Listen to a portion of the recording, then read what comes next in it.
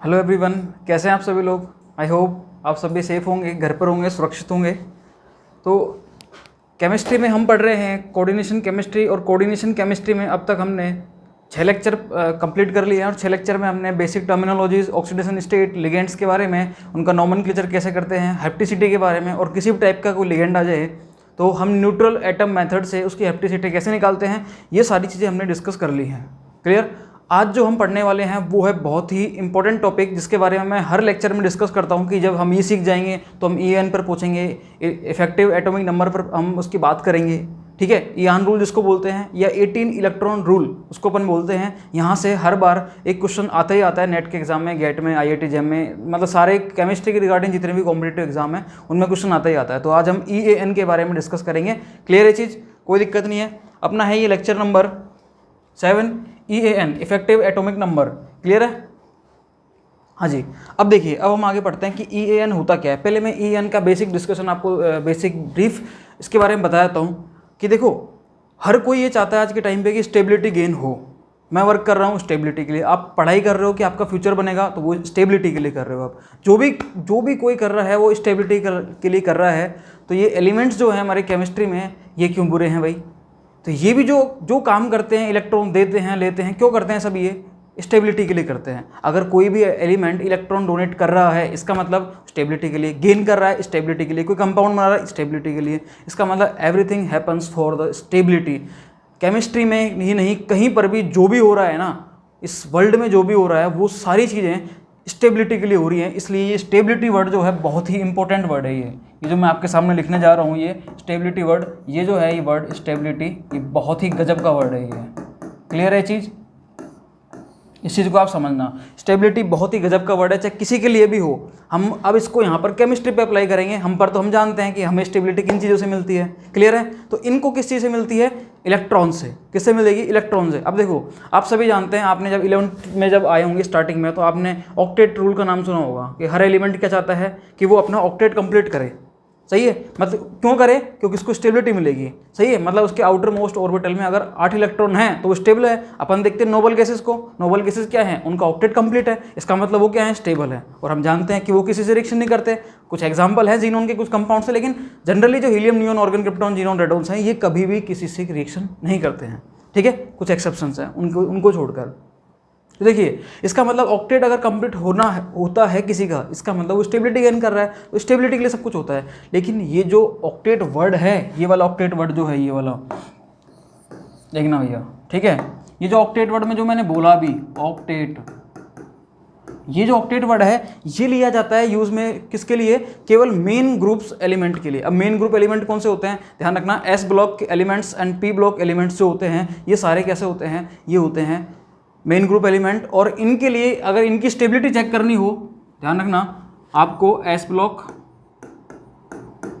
And P block, इनको अपन क्या बोलते हैं? Main group element. इन दोनों के लिए अगर आपको स्टेबिलिटी चेक करनी हो, इनकी स्टेबिलिटी चेक करनी हो, तो आप क्या करोगे? भैया, यहाँ पर ऑक्टेट रूल देखोगे। आप क्या देखोगे यहाँ पर? Octet rule. क्लियर है चीज। ऑक्टेट रूल आपको कब देखना है? जब आप बात कर रहे हो when you are dealing with S and P block elements, that means main group elements. Clear है। ओके। लेकिन जब हम बात करते हैं D ब्लॉक एलिमेंट की या F ब्लॉक एलिमेंट की, क्लियर, तो चीज़ें थोड़ी चेंज हो जाती हैं। होता वो ये चीज़ें हैं, लेकिन थोड़ी सी चेंज हो जाती है। क्या हो जाती है? ये ऑक्टेट रूल की जगह जब हम D ब्लॉक एलिमेंट्स की बात करते हैं, फिर ट्रांजिशन एलिमेंट की बात करते हैं, तो उस केस में 8 ऑक्टेट रूल की जगह पर 18 इलेक्ट्रॉन रूल आ जाता है। क्या आ जाता है? 18 इलेक्ट्रॉन रूल। उसी को ही हम बोलते हैं EAN इफेक्टिव एटॉमिक नंबर। समझ में आई होंगी आपके बात। तो मैं जो बार बार ये वर्ड यूज़ करता हूँ, ये EAN, ये क्या है? ये समझ में आई होगी आपके बात। केवल ये स्टेबिलिटी के लिए अपन इसको देखते हैं कि ट्रांजिशन मेटल के लिए स्टेबिलिटी अपन किससे चेक करते हैं? इस EAN से। मेन ग्रुप में किससे चेक करते हैं अपन? ऑक्टेट रूल से। क्लियर है। हाँ, क्या? हाँ, देखो, D ब्लॉक एलिमेंट की मैंने बात करी, D ब्लॉक एलिमेंट्स की, तो वहाँ पर अपन क्या चेक करते हैं? EAN बोल दो, या फिर आप बोल देते हो 18 इलेक्ट्रॉन रूल। क्लियर है। जब मैं बात करता हूँ किसके लिए? स्क्वायर प्लेनर कॉम्प्लेक्स के लिए। देखो, जब मैं बात करता हूँ किसके लिए? Square planar complex, square planar complexes, तो वहाँ पर मैं डील करता हूँ विद द 16 इलेक्ट्रॉन रूल। क्या करता हूँ मैं? 16 इलेक्ट्रॉन रूल। तो थोड़े पिक्चर आपके क्लियर हो रही होगी। एस एंड पी ब्लॉक की बात करते हैं तो octet rule, D block element की बात करते हैं तो EAN या फिर 18 electron rule, square planar complex की बात करते हैं तो 16 इलेक्ट्रॉन रूल। लेकिन और ध्यान रखना एक बात और, वो बात क्या है? वो बात है भैया अपनी ये देखना, हाँ जी, जब मैं बात करता हूँ किसकी, एफ ब्लॉक एलिमेंट की, भैया इसको भी तो याद रखोगे आप। ये कहाँ गया अभी? एफ ब्लॉक एलिमेंट, इसको आप क्या बोलते हो? इसको तो बोलते हैं आप ट्रांजिशन मेटल्स, इनको डी ब्लॉक एलिमेंट को, और इसको क्या बोलते हैं एफ ब्लॉक को आप? Inner transition metals. क्लियर है? तो इनर ट्रांजिशन मेटल्स के लिए आप क्या करते हो? नो रूल्स, मतलब इनकी स्टेबिलिटी के लिए आपके पास कोई रूल नहीं है।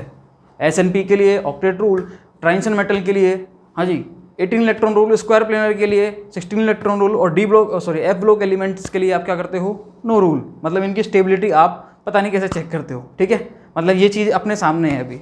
चलो आगे बढ़ते हैं अपन। देखो रूल्स फॉर क्या ये रूल्स फॉर एलिमेंट, ये मैंने आपको बता दिए, ये सारी चीज़ें मैंने आपको बता दी हैं अब। ठीक है, ये मैंने लिख रखा है। जब भी आप बात करोगे व्हेन यू डील विद हाँ जी SNP ब्लॉक, ऑक्टेट रूल से आप डील करते हो। किससे डील करते हो? ऑक्टेट रूल से। जब आप ट्रांजिशन मेटल या फिर उसको बोल सकते हैं डी ब्लॉक एलिमेंट, तो आप डील करोगे 18 इलेक्ट्रॉन रूल। जब आप स्क्वायर प्लेनर की बात करते हो तो आप डील करोगे 16 इलेक्ट्रॉन रूल, और जब इनर ट्रांजिशन मेटल की बात करते हो तो नो रूल। यहाँ पर कोई रूल ऐसा नहीं है। क्लियर? आ जाओ नेक्स्ट। डी ब्लॉक एलिमेंट्स कौन कौन से होते हैं? आपको पता है 3D series, 4D series and 5D series. क्या होती हैं ये? डी ब्लॉक एलिमेंट्स होती हैं। इनके नाम एक बार देख लो। हाँ जी, आपको सब पता होगा। ट्रिक व्रिक, scandium, titanium, vanadium, chromium, manganese, iron, cobalt, nickel, copper, zinc. Clear?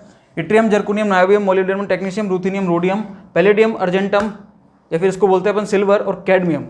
अब आओ 5D सीरीज में, इसमें होता है lanthanum, hafnium, tantalum, tungsten, rhenium, osmium, iridium, platinum, gold and हाँ जी मरकरी।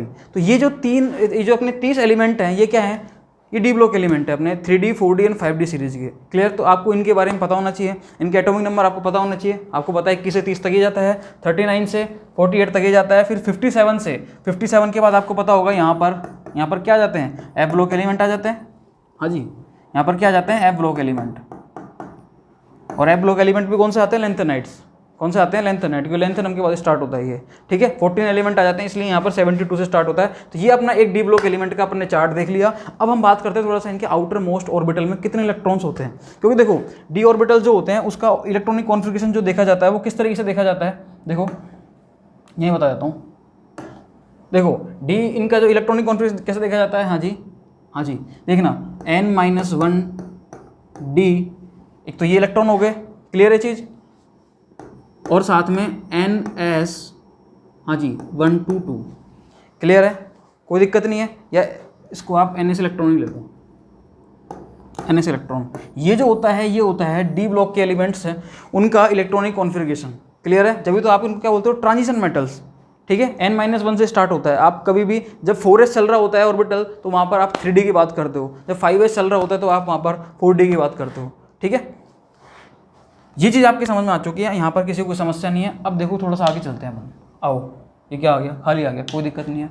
नेक्स्ट, अब अपन पढ़ेंगे EAN के बारे में। देखो बहुत ध्यान से समझना, मैंने अब तक जो समझाया आपको वो बहुत बेसिक से समझाया आपको, जो आपके दिमाग में थी केवल उसी को लिंक करते हुए मैं आगे गया हूँ। ऑक्टेट का आपको पता था, मैंने उसी चीज़ को स्टेबिलिटी से लिंक करते हुए EAN को लिंक कर दिया। क्लियर है? अब देखो EAN होता क्या है, इसको आप कैसे डील करोगे इसको।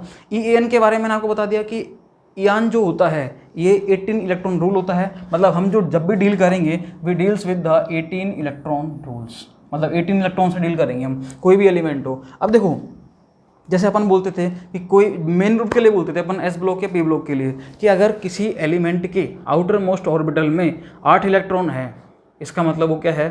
वो बहुत ज़्यादा स्टेबल है। ठीक है, वो स्टेबल है वो। ऐसे ही हम बोलते हैं कि कोई अगर ट्रांजिशन मेटल है या फिर उसका कोई कॉम्प्लेक्स है, तो ट्रांजिशन मेटल के अगर आउटर मोस्ट ऑर्बिटल में 18 इलेक्ट्रॉन्स हो जाते हैं, कैसे भी हो जाएं वो, अगर 18 इलेक्ट्रॉन्स हो जाते हैं दैट मीन्स वो क्या हो जाता है? स्टेबल हो जाता है। ठीक है, इसलिए हम बोलते हैं कि 18 electron rules deals with the stability of the complexes of transition metal. Clear? देखो 18 इलेक्ट्रॉन रूल की बात कर रहे हैं हम, इसका मतलब स्टेबिलिटी की बात कर रहे हैं। तो इसको अपन इसको लगाएंगे कैसे, अप्लाई कैसे करेंगे? जब 3D सीरीज की बात आती है तो हम क्या करेंगे? इसको 36 इलेक्ट्रॉन से डील करते हैं अपन। किससे करेंगे? 36 इलेक्ट्रॉन, इससे कंपेयर करते हुए चलेंगे अपन, ठीक है। इसके मल्टीप्लिकेशन में चलते हैं, ये चीज़ें ध्यान रखना। 18 के बाद 36, फिर 54, अभी 86 क्यों आ जाता है? क्योंकि यहाँ पर एफ ब्लॉक का मेंबर और आ जाते हैं। आपको पता होगा कि 14 होते हैं। कितने होते हैं? 14। देखो 18 दूनी 36, 36 उसमें 18 जोड़ो कितना आएगा? 54। क्लियर। अब यहाँ पर अपन देखते हैं कि ये जो 86 आ रहा है, ये 86 आ रहा है, तो ये 18 चौक 72 होना चाहिए, लेकिन 86 क्यों आ रहा है? क्योंकि आपको पता है कि 14 जो इलेक्ट्रॉन्स होते हैं या 14 एलिमेंट होते हैं वो कहाँ आ जाते हैं भैया? लेंथेनम के बाद आ जाते हैं। जैसे मैंने आपको दिखाया था यहाँ पर, देखो ये इधर, तो ये 14 एलिमेंट्स इधर आ जाते हैं, इसलिए थोड़ा सा यहाँ पर आ जाता है। देखो क्लियर है चीज़, इसमें कोई दिक्कत नहीं है। मतलब आपको जब भी डील करना है इस तरीके से डील करना है 18 इलेक्ट्रॉन रूल को। क्लियर। ये इसके मल्टीपल में चलेगा 18 का। ये जब आप इससे डील करोगे EN 3D सीरीज, तो आप देखोगे 36 इलेक्ट्रॉन। आप जब 4D से बात करोगे तो आप 54 से डील करोगे इसको, और आप जब 5D की बात करोगे तो 86 से कंपेयर करते हुए चलो। क्लियर है, कोई समस्या नहीं है। एग्जाम्पल लेंगे उससे और समझ में आ जाएगा। अब एक बार EN कैसे निकालते हैं, इसका एक फॉर्मूला है अपने पास, उस फॉर्मूले को आपको याद करना है, उसको समझना है। याद भी करने की जरूरत नहीं पड़ेगी, आप 4-5 एग्जाम्पल, 20, 25, 30 एग्जाम्पल आप सॉल्व करोगे, वो आपके बिल्कुल क्लियर हो जाएगा। कहीं पर भी किसी को कोई दिक्कत नहीं आएगी। क्लियर। आ जाओ, की पॉइंट्स फॉर EN, इसके बारे में देखो क्या होता है। S एंड P ब्लॉक मैंने बताई दी, ऑक्टेट रूल देखते हैं अपन, फिर देख लो वापस से आपके, ताकि जितनी बार रिवाइज करेंगे उतना अच्छा होगा। D ब्लॉक की बात करते हैं तो 18 इलेक्ट्रॉन रूल, स्क्वायर प्लेनर की बात करते हैं 16 इलेक्ट्रॉन, F ब्लॉक की बात करते हैं तो कोई रूल नहीं है यहाँ पर, ठीक है। अब देखो ये बहुत अच्छी चीज़ थी, ये लाइन मैंने आपको स्टार्टिंग में बताई थी मैंने आपको, ठीक है। The complexes which follow 18 electron rule, 16 electron rule या ऑक्टेट रूल, ठीक है, वो हमेशा क्या होते हैं? Are relatively more stable than others. मतलब ऐसे कॉम्प्लेक्सेस जो 18 इलेक्ट्रॉन रूल को फॉलो करेंगे या 16 इलेक्ट्रॉन रूल को फॉलो करेंगे, या कुछ मेन ग्रुप एलिमेंट है जो ऑक्टेट रूल को फॉलो करेंगे, वो क्या होते हैं? Those are more important than others element. Clear है चीज़, किसी को कोई समस्या नहीं है यहाँ पर। अब देखो, लेकिन हमें अभी इनसे डील नहीं करना ऑक्टेट रूल से, अभी हमें केवल EN से डील करना है, मतलब 18 इलेक्ट्रॉन रूल से डील करना है अभी। क्लियर। देखो अब कुछ 2 स्टेटमेंट और दे रखे हैं, ये इनको समझना बहुत ध्यान से, क्योंकि ये रीजनिंग यहीं से बनती है।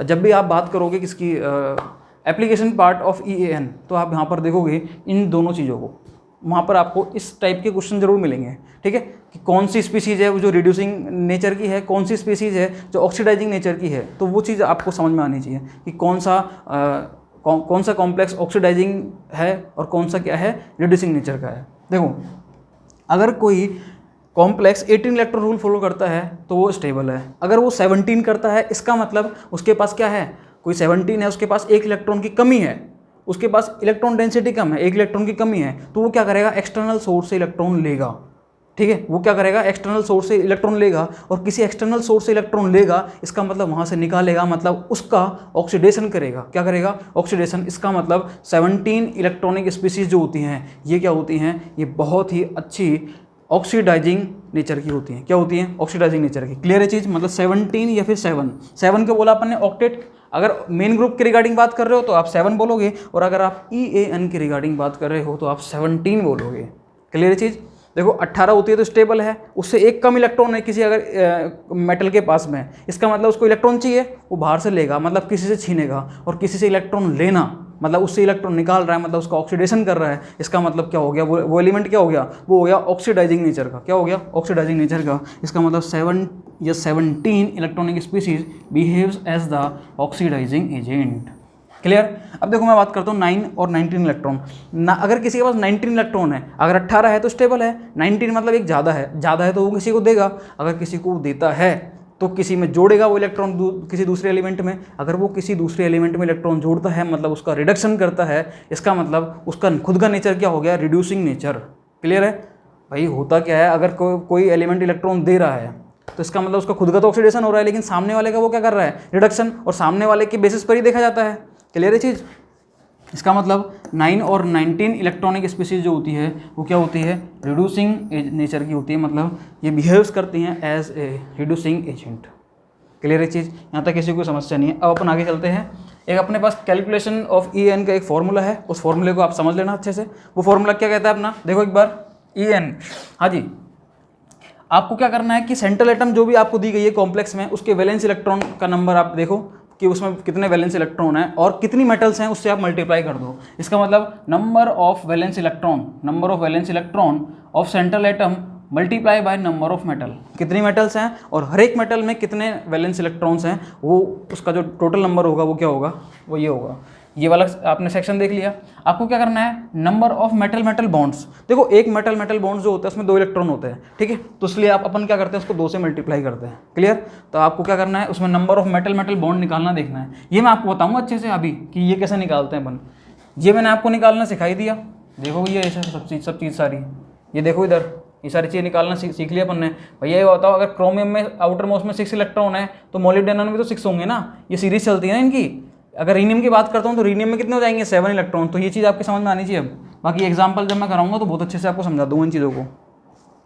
देखो हाँ जी, तो ये मैं आपको बताऊंगा अभी कि मेटल मेटल बॉन्ड कैसे निकालते हैं, ठीक है। तो जब भी आपको मेटल मेटल बॉन्ड दिखे कि आपने निकालने कितने हैं, तो उसको 2 से मल्टीप्लाई करके ऐड कर दो, क्योंकि एक मेटल मेटल बॉन्ड में 2 इलेक्ट्रॉन होते हैं। इधर आ जाओ, number of electron contributed bye ligand.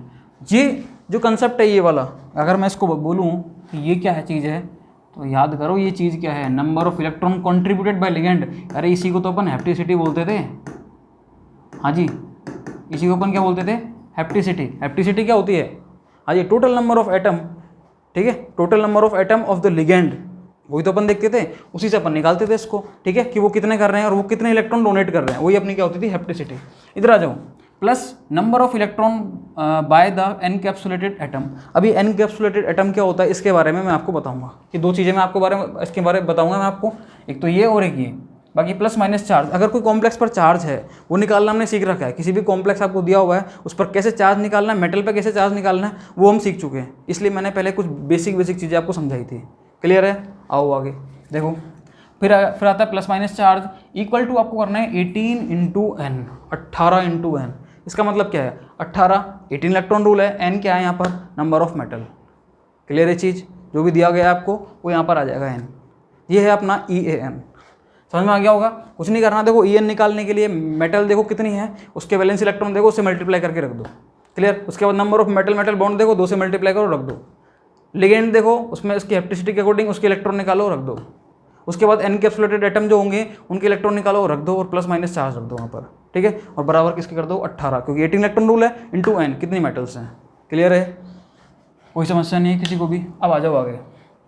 देखो मैंने आपको बोला था कि मैं इन दोनों के बारे में बताऊंगा कि ये कैसे निकालते हैं और ये कैसे निकालते हैं, इसका मतलब क्या होता है और इनका एनकैप्सुलेटेड एटम का मतलब क्या होता है। देखो जब भी कभी किसी कॉम्प्लेक्स में केवल एक, देखो कई बार वो बोलता है कि इस कॉम्प्लेक्स में इतने मेटल मेटल बॉन्ड हैं। अगर एक मेटल है तो कोई दिक्कत ही नहीं, फिर तो मेटल मेटल बॉन्ड कहाँ से होगा, सही है। लेकिन अगर एक से ज़्यादा मेटल है तो वो या तो वो बोल के देगा, या फिर कुछ कॉमन सेंस लगाने होते हैं वहाँ पर, ठीक है, या फिर वो स्ट्रक्चर में देगा आपको, मतलब मेटल मेटल बॉन्ड का एक बॉन्ड बना हुआ देगा वो, तो वो कुछ ना कुछ हिंट देगा आपको, मतलब वो। क्लियर। अगर एक मेटल है तो कोई दिक्कत नहीं है, लेकिन ध्यान रखना अगर 1 मेटल मेटल बॉन्ड है, इसका मतलब कितने इलेक्ट्रॉन आएंगे, 2। मैं आपको बता चुका हूँ कि 1 metal metal bond contribute 2 electrons. Clear. आओ आगे। अगर किसी कॉम्प्लेक्स में 5 मेटल प्रेजेंट है, कितनी मेटल है, 5 मेटल, अगर कोई कॉम्प्लेक्स 5 मेटल रखता है तो उस केस में क्या होगा, वहाँ पर 8 मेटल मेटल बॉन्ड्स होंगे। क्या होंगे वहाँ पर, 8 मेटल मेटल बॉन्ड। देखो कैसे होंगे, देखो ये 5 मेटल है, देखना है, समझना इसको, 1 मेटल 2 मेटल 3 मेटल 4 मेटल, ये स्क्वायर में हो गई, 2 मेटल यहाँ पर 2 मेटल यहाँ पर, और 1 मेटल ये ऊपर ये रही। ये जो 4 मेटल हैं एक प्लेन में, इनके आपस में बॉन्ड बने हुए हैं, सही है। कितने बॉन्ड हो गए, 4 बॉन्ड ही हो गए। इसके अलावा ये जो ऊपर मेटल है, ये वाली मेटल है, ये देखो इसका इस मेटल के साथ बॉन्ड, इसके साथ और इसके साथ, मतलब ये जो 4 बॉन्ड और बने हुए हैं इसके अलग अलग। क्लियर है। तो ये 8 बॉन्ड हो गए, सही है। 1 2 3 4, ये ग्रीन से दिख रहा है। उसके अलावा डॉट डॉट डॉट से देखो 4 बॉन्ड हो रही है, 8 मेटल मेटल बॉन्ड। ये तो कब है, जब 5 मेटल हो, 5 मेटल्स आर प्रेजेंट। लेकिन अगर 6 मेटल प्रेजेंट हैं तो आपको ये मानना है कि वहाँ पर क्या होंगे, 12 मेटल मेटल बॉन्ड होंगे। कैसे होंगे, देखो भैया 4 तो प्लेन में हो जाएंगे, 4 ऊपर वाले से और 4 नीचे वाले से। क्लियर। इस तरीके से आपको देखना है चीज़।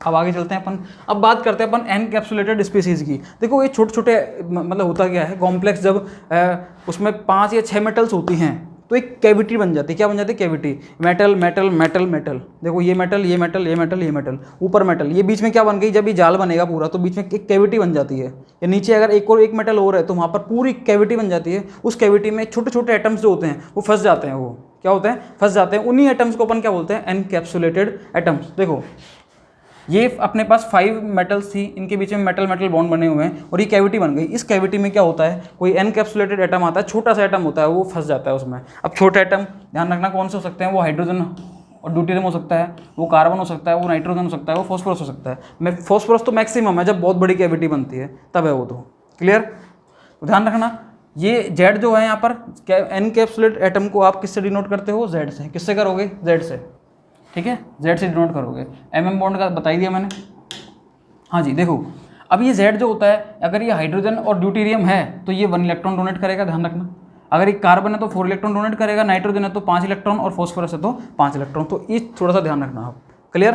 तो आपको अब निकालना आ चुका है ये चीज़, मतलब ये कैसे निकालोगे आप, बिल्कुल आपको मैंने सिखा रखा है। ये हर एक मेटल में कितने वैलेंस इलेक्ट्रॉन होते हैं और नंबर ऑफ मेटल से मल्टीप्लाई कर दो। एक मेटल 2 इलेक्ट्रॉन करती है, अगर किसी में 5 मेटल है तो अब क्या मानेंगे अपन, 5 मेटल है तो 8 mm बॉन्ड, ठीक है। और अगर 6 मेटल्स हैं तो 12 mm बॉन्ड्स।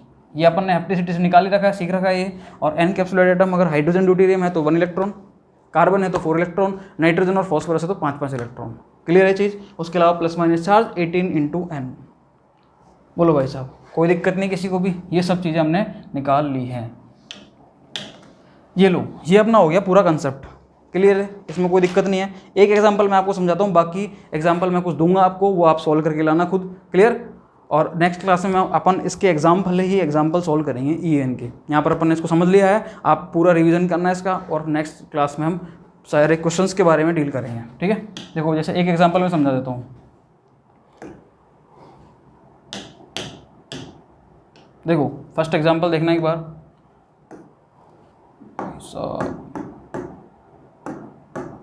देखना फर्स्ट एग्जाम्पल है अपना K4Fe6 ले लो, या फिर ये ले लो FeCN का होल 6, हाँ जी, -4। देखो इस कॉम्प्लेक्स पर चार्ज क्या आ गया, -4। अगर K4 होता तो -4 आ जाता, तो वो कैसे भी दे सकता है आपको। इस मेटल पर आपको निकालना है चार्ज, मेटल पर चार्ज निकालने का तरीका आप जानते हो। इसको x माना, x एक CN पे कितना होता है, -1, 6 पे कितना हो जाएगा, -6 = -4, x = ये 6 -6 इधर जाएगा तो प्लस का 6 हो जाएगा, 6 - 4, x = +2। ये लो भैया, मतलब इस पर कितना चार्ज आ गया, x पर कितना चार्ज आ गया, सॉरी आयरन पर ये आ गया +2 चार्ज, ठीक है। ये लो भैया, आप छोटे से हो जाओ, इधर आ जाओ, ठीक है। अब देखना, समझना ध्यान से इस बात को। इस पर निकालना है आपको EAN निकालने का एक फॉर्मूला मैंने बता रखा है आपको कि ये कॉम्प्लेक्स EAN फॉलो करता है या नहीं करता। अगर ये EAN फॉलो करता है इसका मतलब ये बहुत स्टेबल कॉम्प्लेक्स है। अगर ये EAN 18 से कम इलेक्ट्रॉन 17 इलेक्ट्रॉन रखता है तो ये एक ऑक्सीडाइजिंग नेचर का हो गया, और अगर ये 19 इलेक्ट्रॉन रखता है तो ये एक रिड्यूसिंग नेचर का हो गया। क्लियर है चीज़। देखो EAN निकालते हैं तो इसका पता लगाएंगे कि कैसे ये कॉम्प्लेक्स मोस्ट स्टेबल है, ये रिड्यूसिंग है या फिर ऑक्सीडाइजिंग नेचर का है। आ जाओ, आयरन के आउटर मोस्ट में कितने इलेक्ट्रॉन होते हैं, हाँ जी, इसका कॉन्फिगरेशन होता है 3d6 and 4s2, मतलब इसके आउटर मोस्ट में कितने इलेक्ट्रॉन हो गए, 8 इलेक्ट्रॉन। ये लो भैया 8 इंटू एक ही मेटल है तो ये एक हो गया, कोई दिक्कत है ही नहीं। प्लस क्या यहाँ पर कोई मेटल मेटल बॉन्ड हो सकता है क्या, अरे एक ही मेटल है, वो किससे बॉन्ड बनाएगी, कोई मतलब नहीं है, मतलब 0, ठीक है। आपको सारे 0 लिख के चलना है माइंड में, अगर आप बाद में प्रैक्टिस हो जाएगी तो आप फटाफट ले लेना, कोई दिक्कत नहीं। लेकिन अभी 0 इसलिए क्योंकि वो जो 5 स्टेप्स हैं वो आपको भूलनी नहीं है, ये 1 2 3 4 5 ये भूलनी नहीं है, 5 स्टेप आपको, ठीक है। देखो 0 आ गया, उसके बाद आपको क्या करना है, उसके बाद आप देखते हो क्या कि हेप्टिसिटी के बारे में, कि लिगेंड की हेप्टिसिटी कितनी है। मैंने आपको बोला था यहाँ पर लिगेंड दे रखा है आपको CN पर क्या चार्ज होता है, -1, मतलब ये एक आयनिक लिगेंड है। इस पर और किसी भी आयनिक लिगेंड पर जितना चार्ज होता है उतनी अपन हेप्टिसिटी मान के चलते हैं उसकी, या उतना ही अपन क्या मानते हैं उसका कि वो उतने ही इलेक्ट्रॉन डोनर है। क्लियर। देखो एक CN पर क्या चार्ज होता है, -1, इसका मतलब ये क्या हो गया, CN क्या हो गया, 1 इलेक्ट्रॉन डोनर। देखो एक CN 1 इलेक्ट्रॉन डोनर हो गए तो 6 CN कितने हो गए, 6 इलेक्ट्रॉन डोनर। ये लो भैया 6। क्लियर है चीज़। अब आ जाओ, हाँ जी, एनकैप्सुलेटेड एटम। अब भैया मेटल मेटल बॉन्ड ही नहीं है इतने सारे, तो कैविटी नहीं है, और कैविटी नहीं है तो कोई एनकैप्सुलेटेड एटम कहाँ फंसेगा, वो तो तब फंसेगा ना जब कोई कैविटी बने, मतलब मेटल मेटल बॉन्ड्स बने और वहाँ पर एक जाल बने, उसका नेट बने। क्लियर, तब बनेगा वो तो इसका मतलब वो भी कितने आ गए, 0। नीचे लिखते हैं ताकि as it is picture clear रहे आपके। अब आ जाओ प्लस माइनस चार्ज, जो जितना चार्ज होता है उसका जस्ट अपोजिट लिखते हैं अपन। यहाँ अगर माइनस है तो यहाँ प्लस लिखेंगे, क्या लिखेंगे, +4। क्लियर है चीज़, कोई समस्या नहीं है। यहाँ अगर प्लस होता तो माइनस लिखते हैं, रीज़न होता है कि ये इलेक्ट्रॉन को शो करता है ये। क्लियर, तो इलेक्ट्रॉन अगर यहाँ पर -4 है इसका मतलब 4 इलेक्ट्रॉन इसके पास एक्स्ट्रा हैं, इसका मतलब यहाँ पर अपन ऐड करेंगे उन इलेक्ट्रॉन्स को। इक्वल टू क्या करेंगे भैया, देखो 18 18 इंटू, अब n क्या है, 1 ही है, कोई दिक्कत नहीं, एक मेटल है, बहुत बढ़िया। क्या ये फॉलो कर रहा है, 18 आता है यहाँ पर आंसर, तो ये 18 इलेक्ट्रॉन रूल को फॉलो करेगा, नहीं तो नहीं करेगा। लो भैया देखो 8 + 6 + 4 कितना आया, 8 और से 14 और 4 18, ये लो भैया 18। मतलब ये क्या कर रहा है, it follow 18 electron rule, so it is stable complex, stable complex. ये लो भैया, क्लियर है, कोई दिक्कत नहीं है। अब नेक्स्ट क्लास में हम इनके एग्जाम्पल सोल्व करेंगे, क्लियर, तो किसी को कोई समस्या नहीं आनी चाहिए। हाँ जी, यहाँ पर अपनी चीज़ खत्म होती है, ये EAN का कंसेप्ट अपना खत्म होता है। नेक्स्ट क्लास में हम एग्जाम्पल करेंगे, आप भी जो एग्जाम्पल मिले उनको सॉल्व करते रहना, क्लियर। ये एक एग्जाम्पल मैंने बता दिया, आप एग्जाम्पल ढूंढना, उनको सॉल्व करना। नेक्स्ट क्लास में हम कम से कम 20-25 एग्जाम्पल लेंगे और एप्लीकेशन पार्ट को खत्म करेंगे और अपना EAN होता है फिनिश, ठीक है। फिर अपन आएंगे bonding in the coordination compound, VBT, CFT, Werner theory होते हुए हम फिर मैग्नेटिक प्रॉपर्टीज़, और उसके बाद हम आ जाएंगे किस पर, माइक्रोस्टेट्स टर्म सिंबल पे होते हुए कोऑर्डिनेशन को बाइंड अप कर देंगे, क्लियर। ये होता है अपना EAN कंप्लीट। तो कल अपन करेंगे इसके example. Thank you so much. Video अच्छी लगी तो लाइक करना, शेयर करें जरूर से जरूर इसको। Okay, thank you so much.